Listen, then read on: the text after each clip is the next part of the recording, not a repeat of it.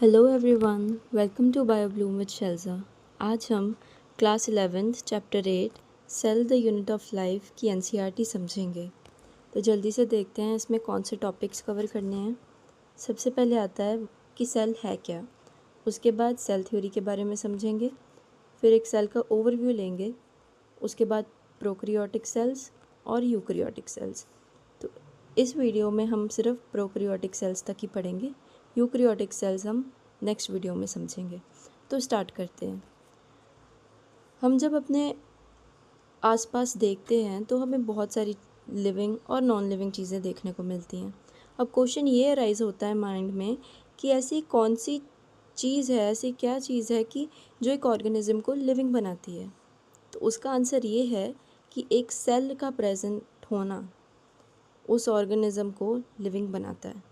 अगर किसी ऑर्गेनिज्म में सेल प्रेजेंट है तो वो चीज़ लिविंग है, अगर नहीं है तो वो नॉन लिविंग है विदाउट एनी एक्सेप्शन। तो इसीलिए सेल को कह दिया हमने बेसिक यूनिट। ये बेसिक यूनिट है लाइफ की, कि अगर इससे कम कोई चीज़ है तो वो ऑर्गेनिज्म लिविंग नहीं है। सारे ऑर्गेनिजम्स जो हैं वो सेल से ही बनते हैं। सेल्स ही इकट्ठे होकर टिश्यूज़ बनाते हैं, फिर आगे आगे ऑर्गन सिस्टम और सारा कुछ बनता है। पर बेसिक यूनिट क्या है? सेल ही है। विदाउट एनी एक्सेप्शन हर ऑर्गेनिज्म जो है वो सेल से ही बनता है। कुछ जो है उनमें सिंगल सेल होते हैं जिन्हें हम यूनिसेलुलर ऑर्गेनिजम्स कहते हैं, और कुछ होते हैं मल्टी सेलुलर ऑर्गेनिजम्स जैसे कि ह्यूमंस, जिनमें million and trillions of cells present होते हैं। नेक्स्ट आ जाता है सेल है क्या। तो सेल जो है वो स्ट्रक्चरल और फंक्शनल यूनिट है लाइफ की। स्ट्रक्चरल कैसे कि यही जो है स्ट्रक्चर बनाता है एक ऑर्गेनिज्म का, और फंक्शनल कैसे कि यही जो है इसके बीच में ही सारे मेटाबॉलिक एक्टिविटीज़, फंक्शंस जो हैं, जो एक लाइफ को सस्टेन करने के लिए चाहिए, वो सारी सेल के बीच में ही होती हैं। यूनिसेलुलर ऑर्गेनिज्म जो है वो कैपेबल है अपनी इंडिपेंडेंट एग्जिस्टेंस करने के लिए और इसेंशियल फंक्शंस ऑफ लाइफ को परफॉर्म करने के लिए, जैसे कि जो भी मेटाबॉलिक एक्टिविटीज़ हो रही हैं वो, respiration, everything. Anything less than a complete structure of cell is not insure independent living. अब मैंने वही बताया था कि सेल से कम कुछ भी है, अगर एक ऑर्गेनिज्म में एक कंप्लीट सेल नहीं है तो उससे कम कुछ है तो उसे आप लिविंग नहीं कह सकते हैं। तो इसी वजह से जो सेल है वो स्ट्रक्चरल और फंक्शनल यूनिट है लिविंग ऑर्गेनिज्म की। एंटोन ल्यूवेनहॉक जो है उन्होंने सबसे पहले सेल देखा था, एक लाइव सेल। उसके बाद लेटर क्या हुआ, रॉबर्ट ब्राउन जो है उन्होंने डिस्कवर की न्यूक्लियस का। उसके बाद जब इन्वेंशन हुआ माइक्रोस्कोप का और इलेक्ट्रॉन माइक्रोस्कोपी भी काफ़ी एडवांस हो गई, तब हमें पता चला detailed structure of a cell. Next आ जाता है सेल थ्योरी। सेल थ्योरी 1838 में स्केडन, जो कि एक जर्मन बॉटनिस्ट हैं, उन्होंने एग्जामिन किया कितने सारे प्लांट्स को, और उन्होंने एक चीज़ ऑब्ज़र्व की कि plants, different kinds of plants जो हैं वो डिफरेंट काइंड्स ऑफ सेल्स से बने हैं, जो कि टुगेदर आगे बनकर क्या बनाता है, टिश्यू बनाता है। ये तो हमें पता ही है कि सेल्स जो है, ग्रुप ऑफ सेल्स टुगेदर आगे चल के टिश्यू बनाता है। तो उन्होंने भी यही ऑब्ज़र्व किया कि अलग अलग स्पीशीज़ के जो प्लांट्स हैं उनमें अलग अलग तरीके के सेल्स हैं जो कि टुगेदर फॉर्म करते हैं टिश्यूज़ ऑफ प्लांट्स को। सेम टाइम पे थियोडोरस स्वान जो हैं इन 1839, वो भी एक जर्मन जूलॉजिस्ट थे।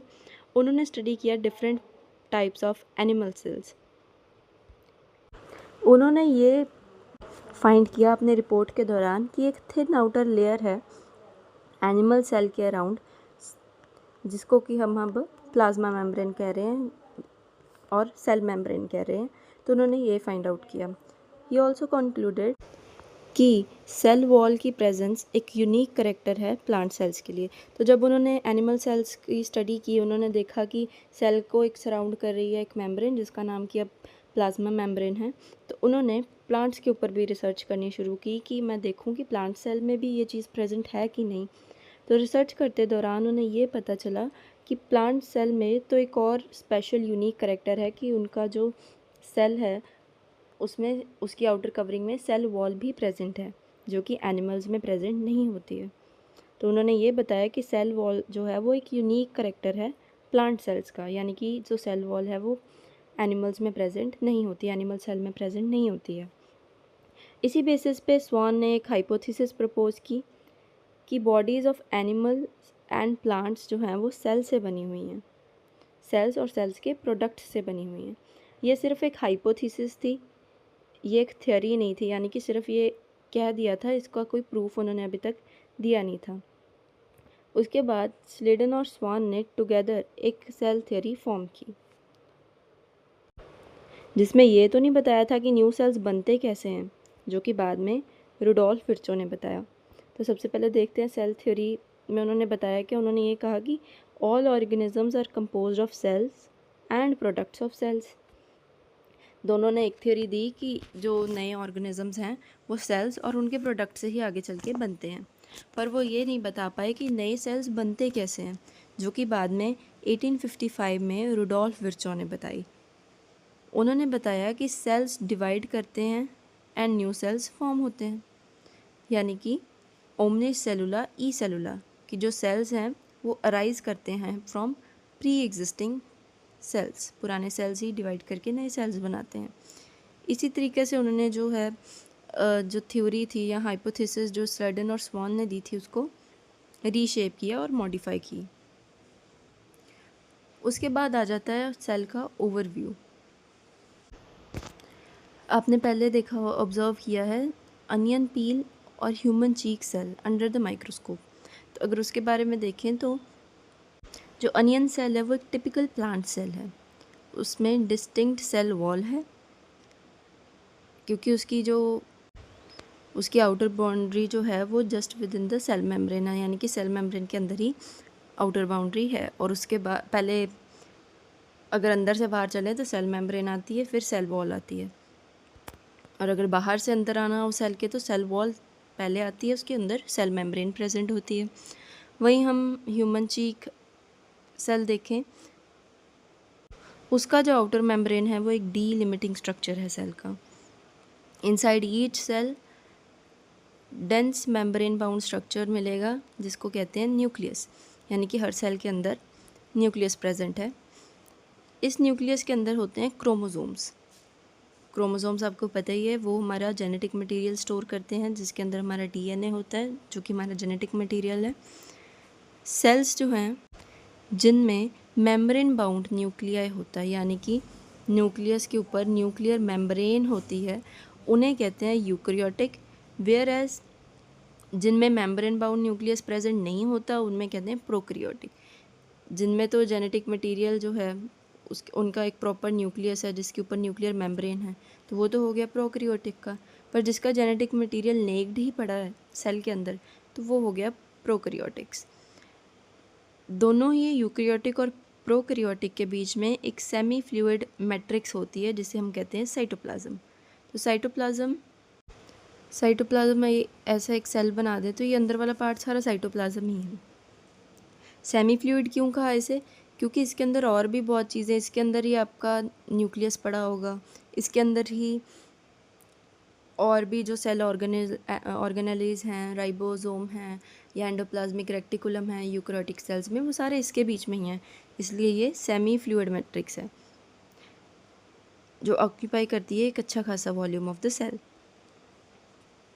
जो साइटोप्लाज्म है वही है main arena of cellular activities plants और एनिमल्स दोनों में, यानी कि सारी सेलुलर एक्टिविटीज़ जो भी होता है वो साइटोप्लाज्म में ही होता है। एक सेल है उसके साइटोप्लाज्म में ही सारी एक्टिविटीज़ जो हैं वो सेलुलर एक्टिविटीज़ होती हैं, सारी केमिकल रिएक्शंस भी इसी में होती हैं। न्यूक्लियस के साथ साथ यूकैरियोटिक सेल्स में कुछ मेम्ब्रेन बाउंड स्ट्रक्चर्स भी होते हैं जिन्हें कहते हैं ऑर्गेनेलीज, जैसे कि ER that is endoplasmic reticulum, Golgi complex, lysosomes, mitochondria, microbodies and vacuoles. Prokaryotic cells में ऐसी कोई मेम्ब्रेन नहीं होती। क्योंकि उसमें तो सेल ही एक है। राइबोसोम्स, तो राइबोसोम एक नॉन मेम्ब्रेन बाउंड ऑर्गेनेली है, यानी कि इसके ऊपर कोई ऐसे करके मेम्ब्रेन नहीं है, ऊपर एक कवरिंग नहीं है, जो कि यूकैरियोटिक और प्रोकैरियोटिक दोनों में ही फाइंड होते हैं। Within the cell, ribosomes are found only in cytoplasm, but within the two organelles, chloroplast and mitochondria, and on rough ER यानी कि एंडोप्लाज्मिक रेटिकुलम। तो ये कहा है कि अगर सेल में देखें, सेल में कहाँ प्रेजेंट होता है, तो वो जो राइबोसोम है साइटोप्लाज्म में फ्रीली पड़ा होता है। और अगर हम ऑर्गेनेलीज़ में देख लें कि जो सेल ऑर्गेनेलीज़ हैं उनमें कहाँ प्रेजेंट होता है, तो प्लांट्स में वो क्लोरोप्लास्ट में प्रेजेंट होता है, और ह्यूमन बींग्स में वो माइटोकॉन्ड्रिया और रफ एंडोप्लाज्मिक रेटिकुलम के ऊपर लगा होता है। जैसे ये रेटिकुलम होता है तो इसके ऊपर छोटे छोटे छोटे छोटे इस तरीके से राइबोसोम लग जाते हैं, वो रफ उस एंडोप्लाज्मिक रेटिकुलम को रफ बना देता है। एनिमल सेल जो है वो another non membrane bound organelle होती है उसमें, जिसको कहते हैं सेंट्रोजोम, जो कि सेल डिवीजन में हेल्प करता है। तो जब सेल डिवीजन होती है इस तरीके से हम बनाते हैं, तो यहाँ पर हम सेंट्रियोल बनाते हैं जिनसे स्पिंडल फाइबर बाहर निकलती हैं, ऐसे करके स्पिंडल फाइबर्स बाहर निकलती है ना, तो ये सेंट्रियोल है। ये सेल डिवीजन के टाइम पे भी सेंट्रोजोम है, जो कि सेल डिवीजन के टाइम पे भी हेल्प करता है। सेल्स जो है वो ग्रेटली डिफ़र कर सकते हैं अपने साइज़ में, शेप में, अपनी एक्टिविटीज़ में। फॉर एग्ज़ाम्पल माइकोप्लाज्मा जो है वो सबसे छोटा सेल है, जिसकी लेंथ है 0.3 माइक्रोमीटर, वाइल जो बैक्टीरिया है वो 3 से 5 माइक्रोमीटर है। लार्जेस्ट आइसोलेटेड सिंगल सेल देखें तो वो है ऑस्ट्रिच एग, क्योंकि एग है क्या है, तो एक गैमेट ही है, और गैमेट क्या होते हैं, सिंगल, उनमें हाफ ही सेल होते हैं, हाफ नहीं सॉरी, मतलब उनमें एक सिंगल सेल ही प्रेजेंट होता है। मेल और फीमेल गैमेट फ्यूज़ करेंगे तो 2 बनेंगे ना, ऐसे तो सिंगल ही है। Among multi cellular organism RBCs जो हैं ह्यूमन रेड ब्लड सेल्स जो हैं वो 0.7 माइक्रोमीटर्स हैं डायामीटर में। नर्व सेल जो है वो लॉन्गेस्ट सेल है, लार्जेस्ट सेल है ऑस्ट्रिच का एग, और लॉन्गेस्ट सेल है नर्व सेल। सेल्स जो है काफ़ी अपने साइज़ में वेरी करते हैं, डिस्क लाइक हो सकते हैं, पॉलीगन हो सकते हैं, कॉलमनार हो सकते हैं, क्यूबॉइडल हो सकते हैं, इरेगुलर हो सकते हैं। उनके फंक्शन के अकॉर्डिंग उनकी शेप जो है वो चेंज होती है। लाइक ये आरबीसीज हैं, ये राउंड और बाइकनकेव होते हैं, ऐसे पिच के होते हैं।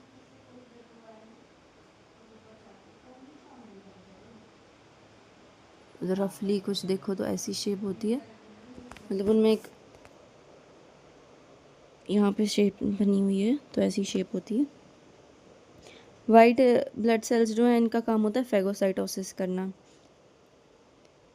तो ये इरेगुलर शेप में होते हैं। कोलुमनार एपिथेलियम सेल्स जो हैं वो लॉन्ग और नैरो होते हैं, और साथ में इनका जो न्यूक्लियस है वो बेसल होता है, सेंटर में न्यूक्लियस नहीं पाया जाता, बेस पे न्यूक्लियस पाया जाता है।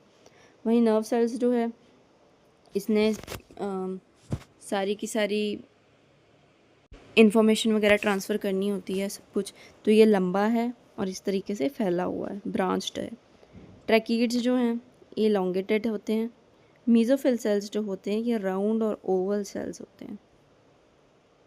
उसके बाद आ जाता है प्रोकैरियोटिक सेल्स। प्रोकैरियोटिक सेल्स को रिप्रेजेंट करते हैं bacteria, blue green algae, mycoplasma and PPLO, that is pleuropneumonia like organisms. ये जनरली स्मॉलर होते हैं और जल्दी तेज़ी से मल्टीप्लाई कर लेते हैं दैन यूकैरियोटिक सेल्स। तो ये कितने टाइम्स, ये 10 टाइम्स स्मॉलर होते हैं यूकैरियोटिक सेल्स से। इनकी भी शेप और साइज़ काफ़ी अलग अलग तरीके की हो सकती है। बैक्टीरिया की अगर शेप्स देखा जाए तो ये बैसिलस हो सकता है, यानी कि रॉड लाइक स्ट्रक्चर हो सकता है, यहाँ पे दिया होगा, नहीं दिया नहीं है, रॉड लाइक स्ट्रक्चर होगी लंबी सी। कॉकस होगा यानी कि स्फेरिकल होगा। विब्रियो यानी कि एक कॉमा शेप्ड होएगा या फिर स्पाइरलम की एक स्पाइरल बनी होएगी। तो ये किसी भी ये 4 शेप्स होती हैं बैक्टीरिया की। और the organisation of prokaryotic cells is fundamentally similar even though prokaryotes exhibit a wide variety in shapes and functions. Fundamentally तो ये सिमिलर ही बनती हैं, पर डिफरेंस होता है इनके शेप और फंक्शंस में। ऑल प्रोकैरियोटिक और prokaryotes have a cell wall surrounding the cell membrane except in mycoplasma। Exception है ये, हर एक प्रोकैरियोट में सेल वॉल प्रेजेंट होती है except mycoplasma. Semi fluid matrix होता है जो कि फिल करता है सेल को, जिसको हम कहते हैं साइटोप्लाज्म। कोई भी वेल डिफाइंड न्यूक्लियस नहीं होता इसमें। जो जेनेटिक मटेरियल है वो ये जैसे ये सेल है तो उसके अंदर जेनेटिक मटेरियल जो है वो नेक्ड ही पड़ा होएगा। कोई भी न्यूक्लियर मेम्ब्रेन, क्योंकि सेल है, जो न्यूक्लियस है, न्यूक्लियस के अंदर जो जेनेटिक मटेरियल होता है तो वो जो है वो नेक्ड पड़ा है, न्यूक्लियस तो प्रेजेंट है ही नहीं, कोई भी न्यूक्लियर मेम्ब्रेन नहीं है उसके ऊपर। इसलिए इसके न्यूक्लियस को न्यूक्लियस नहीं कहते, इसको न्यूक्लियोइड कहते हैं। In the addition of genomic DNA many bacteria to have small circular DNA outside the genomic DNA. छोटे छोटे सर्कुलर एक प्रॉपर डीएनए हो गया, उसके बावजूद भी छोटे छोटे सर्कुलर डीएनए भी इनमें प्रेजेंट होते हैं, जिन्हें की कहते हैं प्लाज्मिड। ये प्लाज्मिड क्या है? डबल स्ट्रैंडेड सर्कुलर डीएनए है, एक्स्ट्रा क्रोमोसोमल है, ये इंडिपेंडेंटली रेप्लिकेट कर सकते हैं। जो प्लाज्मिड है डीएनए का वो सर्टेन यूनिक फिनोटिपिक करेक्टर्स को कंट्रोल कर सकता है बैक्टीरिया में। किस तरीके से? क्योंकि ये एंटीबायोटिक रेजिस्टेंट जीन इनमें कोई प्रेजेंट होएगी। तो होता क्या है कि अगर जिस जीन का एंटीबायोटिक रेजिस्टेंस इनके अंदर है, जिस चीज़ का है, तो उससे ये बैक्टीरिया को प्रोटेक्ट करेगी। तो अगर वो चीज़ बैक्टीरिया को हार्म करेगी जिसकी एंटीबायोटिक रेजिस्टेंट जीन बैक्टीरिया में प्रेजेंट है, यानी कि प्लाज्मिड में प्रेजेंट है, तो प्लाज्मिड क्या करेगी? ब्लॉक कर देगी मेम्ब्रेन को और बैक्टीरिया को प्रोटेक्ट कर लेगी। इससे चेंज इन फिजिकल अपीयरेंस वगैरह दिख सकता है, इसलिए फिनोटिपिक कैरेक्टर्स को ये चेंज करती है। न्यूक्लियर मेम्ब्रेन जो है वो यूकैरियोट्स में फाइंड आउट होती है। कोई भी cell organelle except ribosome prokaryotes में नहीं होती है। प्रोकैरियोट्स में एक यूनिक करेक्टर है टू फॉर्म इंक्लूजन। प्रोकैरियोट्स जैसे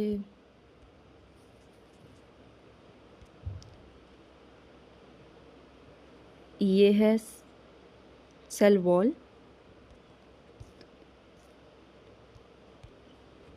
ये है सेल मेम्ब्रेन।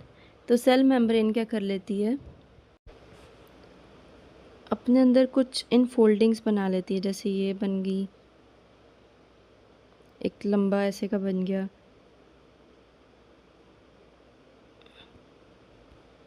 कुछ इस तरीके का। ये सही नहीं बन रहा मुझसे। उन्हें हम कहते हैं मीजोसोम्स। इंक्लूजन भी समझते हैं, तो पहले मीजोसोम समझ लेते हैं कि जो सेल मेम्ब्रेन होती है वो अलग अलग इनफोल्डिंग्स बना लेती है। जैसे कर लो कि वेसिकल बना लिया या एक ट्यूब बना ली, तो ये अलग अलग इनफोल्डिंग्स हो गई जो कि हेल्प करती हैं। ट्यूब क्या हेल्प कर सकती है? ट्यूब रेप्लिकेशन वगैरह में हेल्प करती है। वेसिकल किस चीज़ के लिए हेल्प कर सकता है? वो किसी चीज़ को स्टोर करने में, सिक्रीशन में हेल्प करता है, और साथ में सेल वॉल की फॉर्मेशन में भी हेल्प करता है। उसके बाद आता है इंक्लूजन। इंक्लूजन्स क्या होते हैं? ये एक सेल है, उसके बीच में छोटे छोटे मेम्ब्रेनलेस ग्रेन्यूल्स प्रेजेंट होते हैं। यहाँ प्रेजेंट है, यहाँ प्रेजेंट है। वो ग्रेन्यूल्स क्या करते हैं? वो स्टोर करते हैं reserved material. For example phosphate granule है तो वो फॉस्फेट रिजर्व करेगा, ग्लाइकोजन ग्रेनुअल है तो वो ग्लाइकोजन को रिजर्व करेगा, कोई पिगमेंट है तो वो उस पिगमेंट को प्रेजेंट करेगा, रिजर्व करेगा। तो नेक्स्ट टॉपिक है cell envelope and its modification. Most prokaryotic cells जो हैं, पर्टिकुलरली बैक्टीरियल सेल्स देखा जाए तो उनमें एक chemically complex cell envelope present होती है, जो कि कंसिस्ट होती है of tightly bound 3 layer structures. अब वो 3 लेयर स्ट्रक्चर्स क्या होते हैं? सबसे बाहर होता है लेयर ग्लाइकोकैलिक्स का, उसके नीचे सेल वॉल और उसके नीचे सेल मेम्ब्रेन। अगर समझा जाए तो सबसे बाहर इस तरीके से ग्लाइकोकैलिक्स प्रेजेंट होता है, उसके अंदर सेल वॉल प्रेजेंट होएगी, उसके नीचे मतलब, और उससे नीचे सेल मेम्ब्रेन प्रेजेंट होएगी। इस तरीके से ये अरेंज्ड होंगे। वैसे तो अलग अलग लेयर्स को देखा जाए तो सबके अलग अलग फंक्शंस हैं, तीनों के अलग अलग फंक्शंस हैं, बट अगर एक टुगेदर कलेक्टिव फंक्शन इनका देखा जाए तो वो है प्रोटेक्शन का। ये सेल को प्रोटेक्शन प्रोवाइड करते हैं। बैक्टीरिया को 2 ग्रुप्स में क्लासिफाई किया जाता है on the basis of difference in the cell envelopes. क्या डिफरेंस है सेल इन्वेलप पे, उस बेसिस पे इन्हें 2 ग्रुप्स में कैटेगराइज किया जा सकता है। अब किस और साथ में ही किस तरीके से वो रिस्पॉन्ड करते हैं स्टेनिंग प्रोसीजर को। एक तो उनको 2 ग्रुप में कैसे क्लासिफाई किया जा सकता है, पहले तो उनके सेल इन्वेलप में क्या डिफरेंसेस हैं, दूसरा वो किस तरीके से रिस्पॉन्ड करते हैं स्टेनिंग प्रोसीजर को, जो कि ग्राम के द्वारा दिया गया था। अब स्टेनिंग प्रोसीजर कैसे करेंगे? आप लेंगे एक बैक्टीरिया को, उसके ऊपर अगर हमने स्टेन डालने के बाद जो उसे पानी से वॉश किया गया, तो उसके बाद भी अगर तो वो स्टेन का कलर उस बैक्टीरिया पे रहा तो वो ग्राम पॉजिटिव हो गया, और अगर नहीं रहा, स्टेन डाली, वाटर से वॉश किया और वो स्टेन का कलर निकल गया, तो वो ग्राम नेगेटिव हुआ। ग्लाइकोकैलिक्स जो है उसकी कॉम्पोजिशन और उसकी थिकनेस डिफरेंट बैक्टीरियाज के लिए डिफरेंट हो सकती है। वो लूज शीट लाइक हो सकता है, जिसको कहते हैं स्लाइम लेयर। स्लाइमी लेयर क्या होती है? ये इसको वाटर लॉस से प्रोटेक्ट करती है, ऐसे ऐसे स्लाइमी लेयर होएगी। और कुछ में हो सकती है थिक टफ लेयर, जिसे हम कहते हैं कैप्सूल, ये जैसे थिक लेयर ऊपर से, तो ये प्रोटेक्शन का काम करेगी। सेल वॉल जो है वो डिटरमाइन करती है शेप ऑफ द सेल और उसे प्रोवाइड करती है एक स्ट्रॉन्ग स्ट्रक्चरल सपोर्ट, ताकि बैक्टीरिया जो है वो फटे ना, कोलैप्स ना हो सके। प्लाज्मा मेम्ब्रेन जो है वो सिलेक्टिवली परमिएबल होती है नेचर में, इंटरेक्ट करती है बाहर दुनिया से। मेम्ब्रेन जो है सिमिलर है structurally to that of eukaryotes, यानी कि जैसे यूकैरियोट्स में जो कंपोजिशन होती है प्लाज्मा मेम्ब्रेन की, वही प्रोकैरियोट्स में भी होती है। अभी हमने ऊपर ही मीजोजोम्स के बारे में पढ़ा था, ये यहाँ पर तो मैंने बताया था कि मीजोजोम जो है ये कैसे बनते हैं। ये जो प्लाज्मा मेम्ब्रेन है उसकी ही एक्सटेंशन होती है अंदर वाली साइड। ये एक सेल है, ये सपोज करो उसका सेल वॉल है, नहीं, हाँ, ये इसका सेल वॉल है, और ये उसकी प्लाज्मा मेम्ब्रेन है। प्लाज्मा मेम्ब्रेन क्या बना देगी? एक्सटेंशंस फॉर्म कर देगी अंदर वाली तरफ ही सेल के, कि वो क्या बना सकती है? वेसाइकल बना सकती है, ट्यूब्यूल्स बना सकती है, ठीक है, या फिर ऐसे करके लैमिले बना सकती है, कुछ भी बना सकती है इनमें से।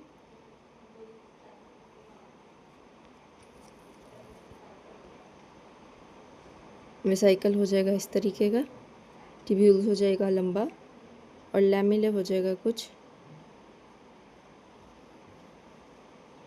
इस तरीके का। तो ये कुछ भी बना सकता है।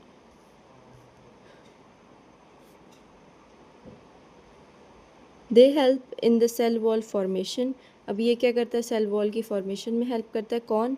ये जो वेसाइकल है, ये हाँ वेसाइकल है, वो सेल वॉल की फॉर्मेशन में हेल्प करता है, किसी चीज़ को स्टोर करने में हेल्प करता है। DNA replication and distribution of daughter cell, इसमें ट्यूब्यूल स्ट्रक्चर जो है वो हेल्प करता है। And increase the surface area of the plasma membrane and enzymatic content. तो ये क्या करता है, ये ऐसे करके जो लेमेले है ये क्या हो रहा है, ये उसका सरफेस एरिया ही बढ़ रहा है प्लाज्मा मेम्ब्रेन का, तो ये काम लेमेले स्ट्रक्चर कर रहा है। कुछ प्रोकैरियोट्स में जैसे कि साइनोबैक्टीरिया में कुछ अदर मेम्ब्रेनस एक्सटेंशन होती हैं साइटोप्लाज्म के अंदर, जिसे कहते हैं chromatophore, which contains the pigment. Similarly जिस तरीके से प्लाज्मा मेम्ब्रेन यहाँ पर ऐसे करके बाकी चीज़ें बना रही थी, वहीं प्लाज्मा मेम्ब्रेन से एक एक्सटेंशन आती है जिसे हम कहते हैं क्रोमेटोफोर। इसके अंदर अलग अलग पिगमेंट्स ऊपर इसके लगे होते हैं इस तरीके से, जिसे हम कहते हैं क्रोमेटोफोर। ये प्रेजेंट हो सकता है साइनोबैक्टीरिया के अंदर। बैक्टीरियल सेल्स में भी मोटाइल एंड नॉन मोटाइल दोनों हो सकते हैं। अगर तो वो मोटाइल है, उनमें थिन फिलामेंटस एक्सटेंशन होगी from the cell wall called as flagella. ये उसकी सेल वॉल है, तो यहाँ से एक फ्लैजेला बाहर को निकल रहा होगा अगर वो मोटाइल है तो जो बैक्टीरिया है वो अलग अलग अरेंजमेंट्स दिखाता है फ्लैजेला की। Bacterial flagellum is composed of 3 parts. तो ये एक फ्लैजेला है, इसके 3 पार्ट्स होते हैं। तो ये है एक प्रॉपर स्ट्रक्चर फ्लैजेला का। ये हो गया फिलामेंट, ये है हुक, और ये है बेसल बॉडी। ये है आपकी सेल वॉल जो ब्लैक कलर से दिखाई है, और ये है सेल मेम्ब्रेन। जो फिलामेंट भी है वो बेसिकली सेल मेम्ब्रेन की ही एक्सटेंशन है। सेल मेम्ब्रेन सेल वॉल को फाड़ करके ऐसे बाहर एक एक्सटेंशन बना देती है, जिसे हम कहते हैं फिलामेंट, जो कि बैक्टीरिया की मोटिलिटी में हेल्प करता है। फिलामेंट लॉन्गेस्ट पोर्शन होता है, एक्सटेंड करता है from cell surface to outside. Beside flagella, pili और फिम्ब्रे भी कुछ सरफेस स्ट्रक्चर्स हैं बैक्टीरिया के, पर मोटिलिटी में इनका कोई भी रोल नहीं होता है। जो पाइली हैं वो इलोंगेटेड ट्यूबुलर स्ट्रक्चर है जो कि कुछ स्पेशल प्रोटीन से बने होते हैं। ये कोई भी मोटिलिटी प्रोवाइड नहीं करते हैं। ये हेल्प करते हैं ट्रांसफ़र करना of plasmid from one bacteria to another.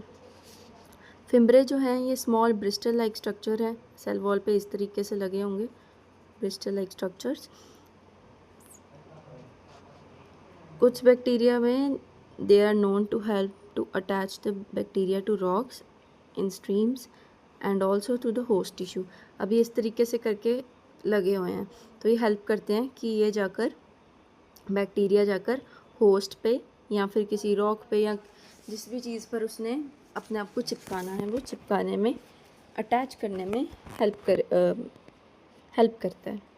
उसके बाद आ जाता है ribosomes and inclusion bodies. Prokaryotes में राइबोसोम्स एसोसिएटेड होते हैं with plasma membrane. Plasma membrane के साथ ही राइबोसोम्स जो हैं वो एसोसिएटेड होते हैं। ये 15 nanometre to 20 nanometre in size होते हैं। 2 सब यूनिट बनती हैं इसकी, 50S एंड 30S।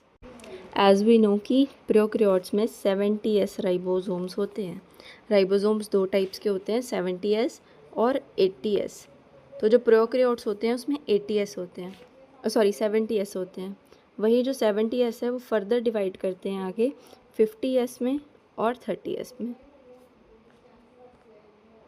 राइबोसोम्स हैं वो साइट है प्रोटीन सिंथेसिस की। काफ़ी सारे राइबोसोम्स जो हैं वो अटैच होते हैं एक सिंगल mRNA से, जो कि एक चेन बनाते हैं जिसे कहते हैं पोली राइबोसोम या पोलीसोम। ऐसे करके mRNA होगा, कितने सारे राइबोसोम ऐसे कर करके उसके साथ अटैच हो जाएंगे। जब एक सिंगल mRNA पे कितने सारे राइबोसोम्स जो हैं वो अटैच हो जाएं तो उसे कहते हैं poly ribosome. Ribosome of a polysome translate the mRNA to protein. इससे फिर आगे क्या होता है, mRNA को क्या करते हैं ये प्रोटीन में ट्रांसफ़र करते हैं। नेक्स्ट आ जाता है इंक्लूजन बॉडीज़। ये reserve material in prokaryotic cells are stored in the cytoplasm in form of inclusion bodies. ये साइटोप्लाज्म में इसमें ऐसे करके एक छोटे ग्रेन्यूल्स प्रेजेंट होंगे। ये क्या करते हैं, रिजर्व करते हैं मटेरियल को, जो कि प्रोकैरियोट सॉरी रिजर्व्ड मटेरियल जो होता है प्रोकैरियोट्स में, उनको स्टोर करके रखते हैं साइटोप्लाज्म में। ये नॉन बाउंडेड सेल ऑर्गेनेलिस हैं, इसमें कोई भी ऐसे बाउंडेड नहीं होते, ये ग्रेन्यूल्स के फॉर्म में फ्रीली साइटोप्लाज्म में पड़े होते हैं। एग्जांपल फॉस्फेट ग्रेन्यूल्स, ये फॉस्फेट को रिजर्व करके रखे हैं। साइनोफिजियन ग्रेन्यूल्स, ग्लाइकोजन ग्रेन्यूल्स, और होते हैं गैस वैक्यूल्स जो कि ब्लू ग्रीन एल्गे और purple and green photosynthetic bacteria में मिलते हैं।